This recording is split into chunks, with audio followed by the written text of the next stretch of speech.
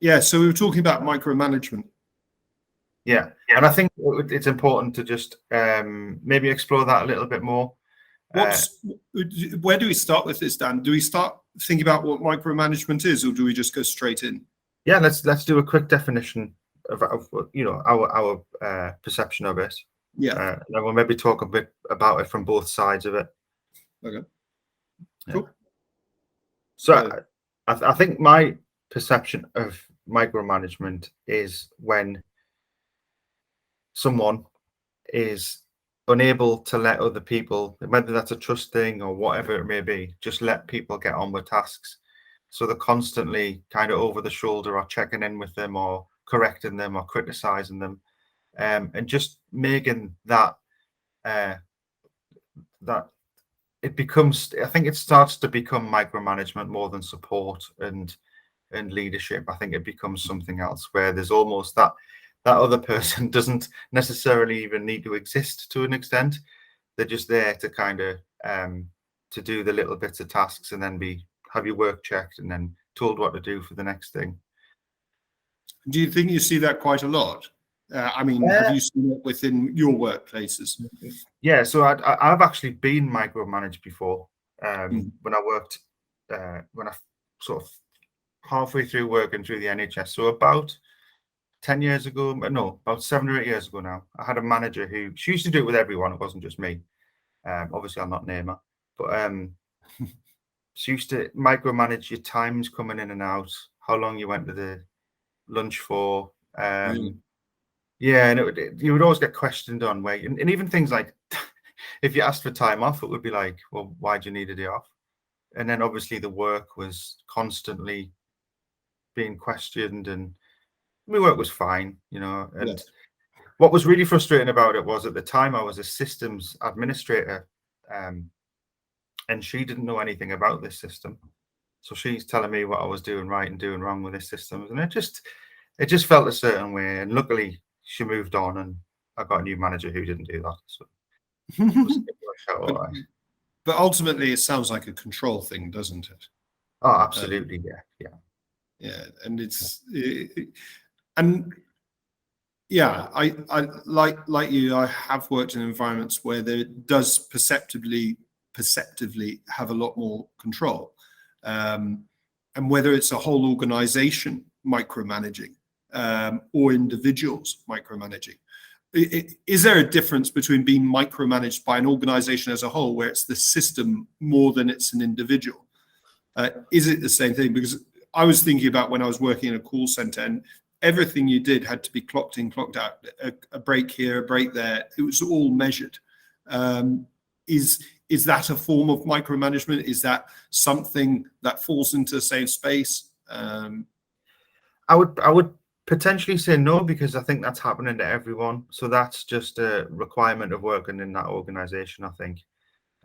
Because I think that if everyone's having to do that, then that's just being managed to whether they're right or wrong, the standards and performance of that organization, isn't it? Well, that's interesting you say that, because but is it not the same mechanism that drives the behavior? Possibly, yeah. Control, maybe, yeah. And lack of trust, even. Yeah. So if we just let people do the breaks whenever they want, we think people will probably not do that. Yeah. They'll have 2-hour breaks and whatever. Yeah, you're probably right. Yeah. So that's a policy of micromanagement, then, isn't it?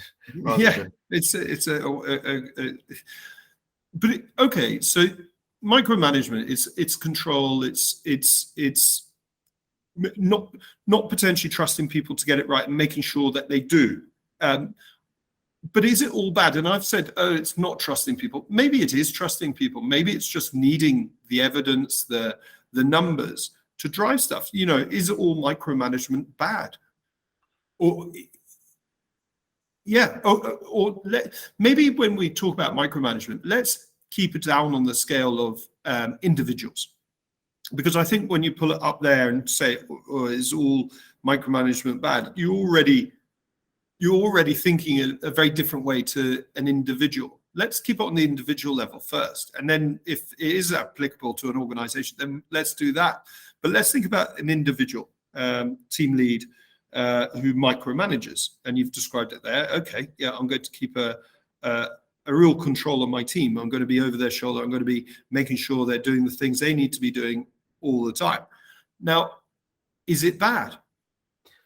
I think it's bad if someone, okay, so if you're managing two people the same way, for example, and one person feels supported and the other person feels micromanaged, then that's a conundrum, isn't it? It is, but it also, I suppose, where I was thinking that might go, I wasn't expecting it to get there so quick, was that, that some people potentially will see it as, oh, it is support. I get to go in there and someone's making sure I'm doing the right thing when I need to be doing it. Fantastic. Yeah. And then other people, as they say, it will just feel like a firm foot on your head to make sure you don't step out of line. And depending on how you perceive it, it may be good or bad. And maybe that's very similar to lots of topics we cover, where you're thinking about what's good, what's bad, what doesn't work, what should work. And a lot of the time it does come down to perception and an honest conversation here and there, because we're all individuals. We're all going to feel differently about different styles around us. Yeah. Maybe that cannot be unpicked with a bit of honesty, and that's fine. But where I suppose I was exploring, whether it's a positive or a negative thing, I suppose it depends on which context. And if you're talking about getting people to perform to their max, getting the most out of people, is that control good? Is control good? That's where I was going. Yeah, I would say no, and that's kind of my gut feeling on it.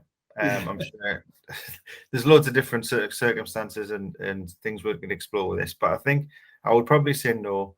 I think control brings about a level of sort of parent and child, or I'm in charge. And I think if I was being micromanaged again, I think what I'd do is I've had a word with the person who was managers and say, look, if you think there's anything that needs making, I need to improve on, fine. We'll have those chats and all that. But I don't work very well when I feel claustrophobic and controlled. And is there something in this? I was thinking again, you get a Lego set. You get instructions. You're effectively being told there's a right way of doing this. And this is the best result. They're not saying it, and they certainly wouldn't want you feeling or thinking that way. But I'm just putting it into that context. Imagine that was the thinking and feeling behind it. Imagine how that would limit creativity and trying new things and doing things better. And you'd say, well, if that really was the perception, the way it was doing, how much creativity, how much uniqueness, how much growth would you see around that activity? And you'd say, well, no, people just come in and they'll build that same Lego house every day. And it's like, okay, that will feel a certain way. And what are you saying as an organization if you sincerely believe there's only one way, there's the best way of doing this, and you need to keep within those parameters? What are you saying to your people? Excellent. Yeah, that's a really, really good point. And I think, when you were saying that there, I immediately started to think about different personality types, because we did an exercise the other day where we were talking about creative people and logical people. And you want that kind of diversity of thought, don't you? But if there's just this one narrow way of doing things and people can't step outside of that, then yeah, you're right. There's absolutely there's a problem there, because you're going to stifle. And it's not so much, I think with micromanagement, it's not even that you can't step outside. It's a fear of stepping outside. Because what will happen is someone will say, why did you do it that way? Yeah. Why did you not turn up on time? Why did you? And it's like, I'll go through my immense thought process that didn't really make a lot of sense in my own head. I'm sorry, I won't do it again. But the mind's a wonderful thing, and things that push us to behave in a certain way or whatever. We haven't even understood why most of the time before we've done it. And by creating environments where you just conform, you just do it a certain way, it doesn't allow for that, the brain to be operating on a higher level that we don't even understand yet, where you're doing things because it seems right. Why did you come in late this morning? If you got to the point, well, I was able to manage my kids much better. They got away right. My head wasn't stressed from just forcing them to get into school. So I knew I was going to come in and be a better version of myself. Oh, I wish we could all explain things as well as that. But invariably, it's just oh, shit, yeah, I now have to explain myself to this person about why I'm late. And that makes me more stressed. And, it's just got a negative feel to it, doesn't it? Yeah, absolutely. Yeah. And I think, we talked about behaviors in the last one we discussed. And I think this could bring about behaviors. Like you say, people aren't going to be honest because they feel like honesty isn't something they can do, because they're going to just get that, well, you're late, and that's all that matters. And again, it's going back to the sort of, well, is that good or bad? Now, you look at things from two sides, don't you? There's a manager in front of you who has a perception of what right and wrong is, and they're delivering on that. Is that right or wrong? And it's a lot of right and wrongs. So they're doing what they probably believe is right, because they believe that it's contributing to a better organization, because they've got the Lego map in front of them. They understand what that looks like, and they're only trying to stick to that because that's been pre-crafted and everything. And it's more that relationship with that and the people who are fitting within that seems key here. If and it's going back to what do you want to develop? Do you want to develop an environment where people will carry on doing what has been pre-scripted for the rest of their time? Okay, that's old Victorian model, command control. Fantastic. You'll get productivity of a sort out of that, but will you get growth? Will you get amazing things? Probably not. And it's always going back to that. It's probably not all bad, and it's probably not all good. It's just, what you're doing if you do micromanage. You're just limiting the growth, the evolution, the magic that comes from environments that wholly embrace the beauty of each individual's mind as to how there can probably be something we've never even thought of about to appear out of an individual around us, purely because they're going through what is, let's say, a template process, and we just encourage a constant evolution of that. Of course, we're all controlled by results to some extent. We have to deliver what we need to deliver for our clients, for our environments, but how they're delivered and how we push towards them and how they evolve with time, well, surely that can only come from people who are doing it day in, day out, or that's the best place where you get the information of how things need to evolve. But the moment you start micromanaging, you're just going to limit the amount of noise you get around that, right? Yeah, exactly, and potentially even stifling the passion around something, and because if you're coming in and you want to control your environment and you want to not be confined to this, and then someone's kind of telling you have to be confined to this, after a while that might feel a certain way, and you just might start going, right, I'm just going to go in and just do what I'm told then. And you're potentially stifling the passion in people, and that would be such a shame, wouldn't it, if you had a team of people who you've just stepped on something fantastic. Okay, so remember, one of the things we're always exploring is, okay, we're in control of our own emotions. Someone can't stifle our passion. Someone can trigger us to feel certain ways, of course, but we've pre-decided in ourselves as to what works for us and what doesn't. So, for example, if we see that micromanager as someone who's there to support us, and we see them as primarily focused on supporting us, no stifling. You're just, it's nothing. Now, if you position that as someone who's irritating, frustrating, and limiting your growth, that will start to affect your passion for sure, right? There's only one way. But what happens if you do neither of those, and you just accept that people within an environment, we're all there to achieve the same thing. And their viewpoint is purely born out of their experience, their sort of motivations, their drives. And you just respect that and just go, okay, I get they see it that way. And then you equally tap into, if it really is affecting you, you're ready to sort of say why or talk about that. So that it is affecting you, and you're just like, you know what? Every time you tell me to do these things and keeping it on top, it feels like it's just limiting the amount I think for myself, and I want to contribute to it. Do you think that if I'm doing that, and I can help contribute to this organization and all of us achieving the same thing? Do you think that would be better, or would you rather I just fit within exactly the model you're trying to make me fit in? And they come back and say, no, I just want you to fit in. Okay.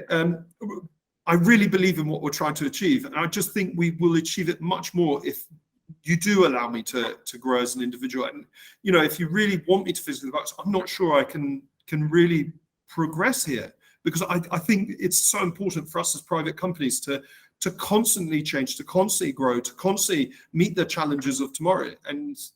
But can you imagine that scenario and how unlikely it would be to go that way? It would rely on such a brave individual to constantly keep those conversations going, confronted with someone who only sees it one way. Yeah. But that's effectively, I think, where a lot of micromanagers in this world, they do have such clear visions of exactly the way it needs to be. And they've just forgotten that they need to value, or they need to, and this even feels artificial, they need to be able to see the immense value and magic that's brought in each individual, and they've just forgotten. Not that they've forgotten, they maybe never had it in the first place, but they need to believe in that. They need to believe that each individual who comes through the door is just so much more capable than anything that maybe even they have, but than anything they could see just by going, now continue that process. Yeah. And I think there's another side of that as well, isn't there? So maybe there's people who, that person who might challenge that, who's got that passion and that belief in them, and they, they're saying, I kind of fit into this little box. But then there's also maybe the other side of that, of people who do come in and just kind of go through the motions, and I'll do what I'm told and all that. And maybe that's where people see, in terms of micromanagement, they're the type of people, or that type of employee who needs micromanaging, because if you don't, and it's like, well, hang on. I would argue that's rare. Like you say, I think most people want to contribute something. And at the same time, surely you should be trying to find out why that person feels like that. Surely there's something about checking in with that person and going, the reason I laugh so uncontrollably there is, one side is anyone ever needing micromanaging. It makes me laugh. It's what you need. The reason it makes me laugh is because it's like, well, someone needs to just fit in a box and do what they're told, and what's pre-scripted, and not think for themselves. That's the laughter in me. I think, because I want to see a world that's constantly challenging itself and taking leaps forward, growing as environments, and getting better at dealing with everything that the next day will bring. And there's something in that almost triggered that. But I think there's another side of that, Dan. You said it. I don't think it's very likely or anything. I think it is, sadly. I think the majority of people I talk to and say, going to work, and they're sort of, trudging through the 9 to 5 and needing that micromanagement. I'm afraid you're probably right. The majority of people who go into work probably need it to deliver the bare minimum. I just realised how naive that comment was. When you think about some of the largest organisations in the world, but my guess is that the first time people went into work, they didn't need it. They didn't need a control to make sure they were delivering the bare minimum. They were there and they were delivering more than the bare minimum, and they had that bright spark in them. But sadly, over time, it was allowed to drift. Well, I think this is probably not micromanagement so much now as culture, but I'm just going to talk about it quickly. So I think what happens is in organizations, especially with organizations with a lot of people, they've got to find ways of balancing the output, I guess, what they're trying to produce and get out there with a workforce. So what they tend to do is these blanket things. So, you know, when you were talking about the call center before, the time how long you go to the toilet for, or the time how long you have your break for. And if you're 2 minutes over, that's 2 minutes you should have been on the phone for. So there's no, why we're late, is everything all right? It's just, you're late. That's not good enough. You'll have to put 2 minutes on the stuff. So whatever the... Don't even bother coming into work tomorrow. So that's what happens, isn't it? That someone will do something, or it'll happen over and over again. And instead of identifying the reasons for it, they'll just go, right, we're just going to tell everyone that I've got 10 minutes for the break. And if they're late, there'll be a punishment or there'll be a consequence to it. And you can see why organizations do that to an extent, because it is difficult to manage thousands and thousands of staff. But to me, it's lazy. And I think what I would be exploring is, do people just need longer breaks? So just let people have... Well, I think if you're trying to solve that space of micromanagement, whether it's needed at all, or do people need to be allowed to grow a lot more? I think there's a hell of a lot of work to do to create the right spaces before you even start exploring, what measures you take to untap that again. Because I think people will have been in systems for so long. They'll be used to trudging along. They'll be used to hearing the voice come in. They'll have got used to so much. And changing that too drastically, it will create a shift in performance in some way. And that could be really negative. You suddenly give everyone back massive breaks. You'll get people taking the mick. You'll get everything people fear, because they don't buy into it anymore. They don't buy into it, because if they did, they'd have said something about the micromanagement. They'd have pushed forward. That relies so much belief in what you're there to achieve, and they just won't have it anymore. They'll have gone, I'm not here to achieve what I was here to achieve originally. I'm now here for me. I'm here just to collect the wage, just to go home and have my day done. So we're concluding this with, there's a lot of organizations in micromanagement limbo because employees are so used to it and managers are so used to it that it's just going to continue until something 100%. Changes. And that's why I think, going on this journey and looking at affecting environments and getting in there and starting to make changes, you can see how much of a challenge it is being pushed to believe in everything your organization stands for and doing all of that. And that feels a certain way, and that's a journey. Yeah. But what's a quicker journey is starting to encourage the honest conversations, to start people to understand how they feel about things, to start doing that, because that's not so much of a distance, but actually being challenged to find the absolute true purpose of the organization and start believing that and beat that drum. That's a longer journey. Whereas honest conversations starting to go, well, actually, does anyone like being micromanaged? Question. Does it work for you? What would work better? How are we going to achieve the things we're here to achieve? Those types of questions, just getting in there and just starting to take the small steps of honesty. Yeah, there's a whole way of invigorating teams and getting them to the right places. But actually, to do that and do that quickly, you require too much of a shift, and you'll lose people. Whereas actually, if you wanted to do it gently, you just start honest conversations and start prioritizing that above everything else. It's the guys going, the leaders even going who are micromanaging. Guys, why is it so much effort to get you guys to just do the simple things right? And then them listening to that, you'd almost say, well, what do you see as the simple things, and why do you think they're important? Because we don't. Yeah.